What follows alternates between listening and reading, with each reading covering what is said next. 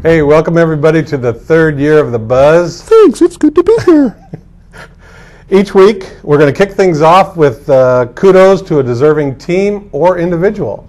So, along with my co-host, Tom Behmer, first surprise of the season.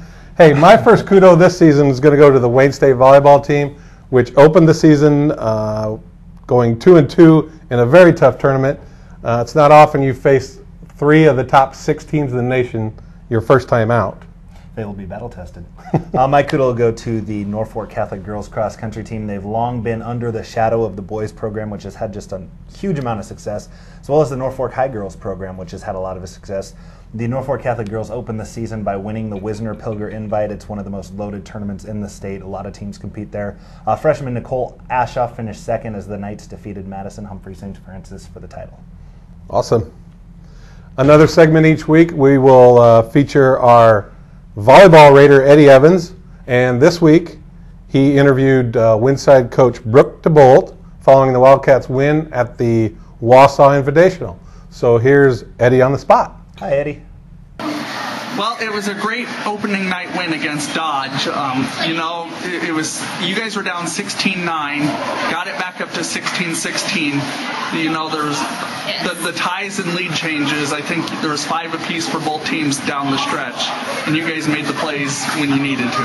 Yeah, we really came through strong, and the girls, they pulled together. You could tell that they were losing it. They were getting down, and after we won a long, hard-fought volley, and they fought through it, and that's what switched the momentum over. We started scoring and got back on top of it. So I know starting out a season with a match like that, it couldn't be any better. Two state tournament teams from a year ago. Yes. Yeah, they both, obviously Dodge is a great team also, and us personally, we've returned all of our starters. We lost one girl, returned everyone else, and we came ready to go. Obviously, we were a little shaky, a lot of kinks to work out, but it's the first game, and it was a great win. Great feeling, great for the girls, boosted up their egos, got their confidence going. It's good.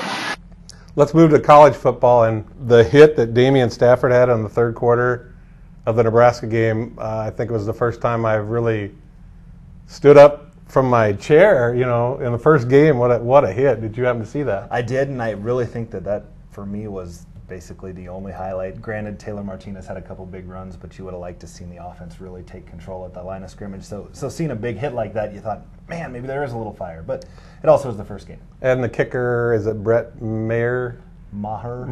Although PlayStation 3 will pronounce it Mar on NCAA Football 2012 instead of Maher.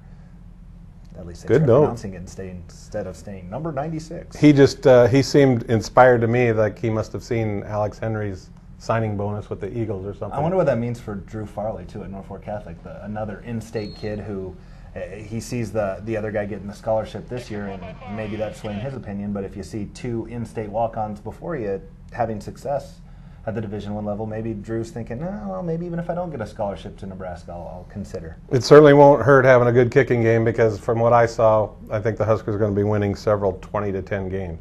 I agree. That offense needs to figure out a way to move the ball consistently and not put everything on the back of Taylor Martinez running the ball if they want to win. Good call by you on the game you covered on Friday night.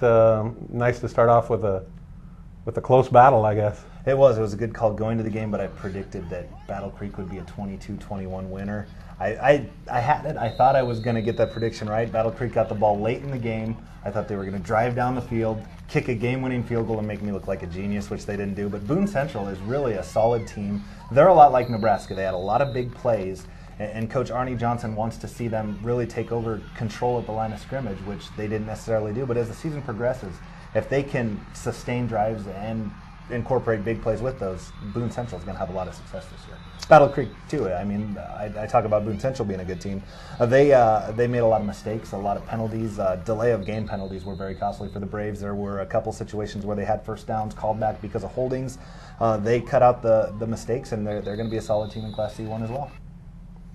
I guess the other good thing that came out of the weekend was, the local teams all won. So here you have Norfolk High bouncing back good from their opening season loss to get one in the win column. Catholic on cue, comes out of the gate. Well, in Norfolk High, I think for those people who were panicking after they saw them lose 35-0 in the opener, you look at what Grand Island did this week against Omaha Bryan. They won 49-0, and they didn't even play 3 full quarters. They just walked all over them. So the fact that Norfolk High was only 35-0 down on them after 4 quarters shows that maybe Norfolk's not as bad as people initially thought. And now that you come out and beat a Lincoln Northeast team to open the season with a win, maybe they're a good team, and people just didn't realize it because Grand Island is just that good. And last but not least, the Eagles, Lutheran High Eagles, off to a 2-0 start. Is that a little misleading, or? I don't think the 2-0 is misleading at all, especially considering they beat Ponca. Ponca's a very good team. They returned a lot of talent from a 6-3 squad last year. Then they came back in a 42-2 win over Laurel Concord Coleridge, which probably could have easily been a 60-0 win. Lutheran High Northeast, rather, they're going to have a very good year. Unfortunately for them, possibly fortunately for them when you get in the long run, is they're in one of the toughest districts in the state. They play along with Crofton and with West Holt, which was a surprise 35-23 winner over Stanton. They had a sophomore running back run for 311 yards in that game. So Lutheran High's regular season schedule is going to be very difficult. So if they go 5-3, 6-2, it doesn't necessarily mean that they're not going to be one of the best teams in the state. It just means that they're going to be battle tested, and come playoff time, they're going to be ready to meet anyone. Well, that does it for the first edition of The Buzz, so be sure and join us each Wednesday here. And would like to remind you about our live streaming, which, Tom, the next games up are?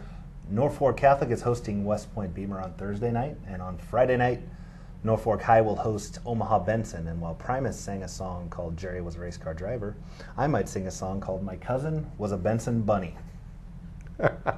For producer Catherine Harris, my co-host Tom Behmer, I'm Jay Prauner. Thanks for joining us.